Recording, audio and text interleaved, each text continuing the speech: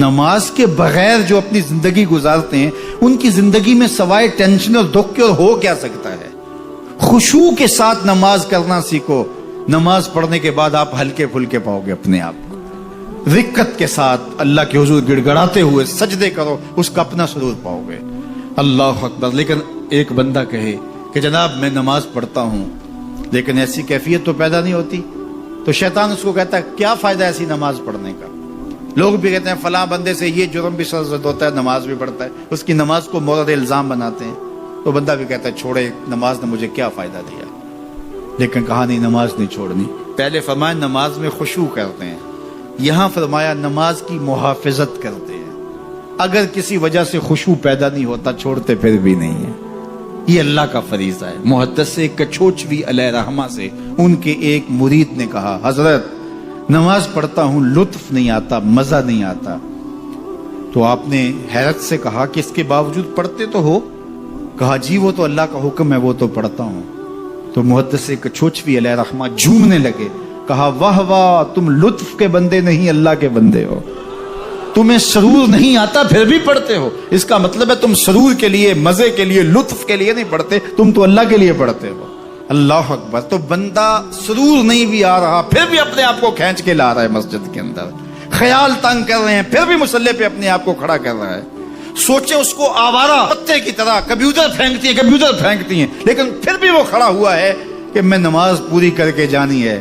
بار بار کبھی بھولتا ہے لیکن پھر دوبارہ نیت مان کے کھڑا ہو جاتا ہے, نہیں میں پوری کر کے جانی ہے. یہ کیوں کرتا ہے؟ میرے اللہ کا حکم ہے.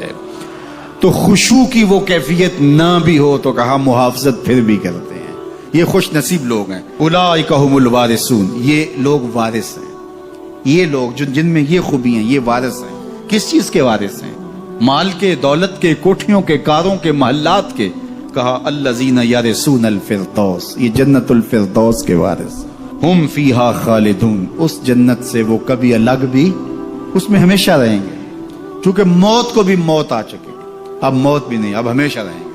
اللہ تعالیٰ فرمائے گا ارضیتم, جنتیوں کیا راضی ہو؟ اہل جنت کیا تم راضی ہو؟ تو وہ کہیں گے ہمیں کیا ہوا کہ ہم راضی نہ ہوں, ہمیں تو وہ ملا جس کا ہمیں تصور بھی نہیں تھا. ہمیں جنت مل گئی, محلات و قصور مل گئے. جو سب سے آخر میں جنت میں جائے گا, سب سے آخر میں, جس کو ہماری پنجابی میں پھاڑا کہتے ہیں, سب سے آخر میں, اس کو جنت میں کتنی جگہ ملے گی؟ جو بندہ سب سے آخر میں آتا اس کو دھوپ میں جگہ ملتی ہے, جو اس سے تھوڑا سا پہلے آگا اس کو برآمدے میں ملی, جو اس سے پہلے آیا اس کو اندر جگہ ملی. ایسے ہی ہوتا ہے. تو جو سب سے آخر میں جائے گا جنت میں تو وہ سب سے بڑا گنہگار ہوگا, اور جہنم کے رگڑے سہ سہ کے وہ جہنم سے نکلے گا سب سے آخر میں. بخاری شریف میں تذکرہ موجود ہے.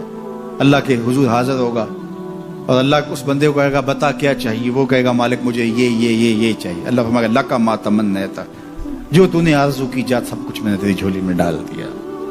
اب جنت میں چلا جائے گا. اب اس کو تو یہ ہوگا سایہ دیوار میں جگہ مل جائے تو غنیمت ہے. جنت کے کسی درخت کے نیچے جھونپڑا لگا لوں تو کافی ہے. چلو کوئی 2 مرلے کا 3 مرلے کا کٹھیا بھی مل جائے تو کافی ہے. اس کے لیے تو اتنا ہی کافی کہ جہنم سے نکل گیا. لیکن اس کو کہا جائے گا جا جنت میں چلا جا, اور تیرے لیے جنت میں دنیا سے 10 گنا جگہ ہے.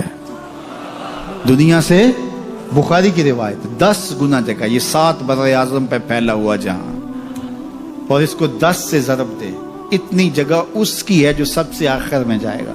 جب اللہ یہ فرمائے گا تو وہ کہے گا اتسخر وانت الملک, میرے رب تو مجھے رب ہو کے مذاق کر رہا ہے, مالک ہو کے مجھ سے مذاق کر رہا ہے, بادشاہ ہو کے مجھ سے مذاق کر رہا ہے. اس کو لگے گا ہی نہیں کہ مجھ کو, میں ساری زندگی پاپ کرنے والا لیکن ایمان کا چراغاں تو اندر تھا.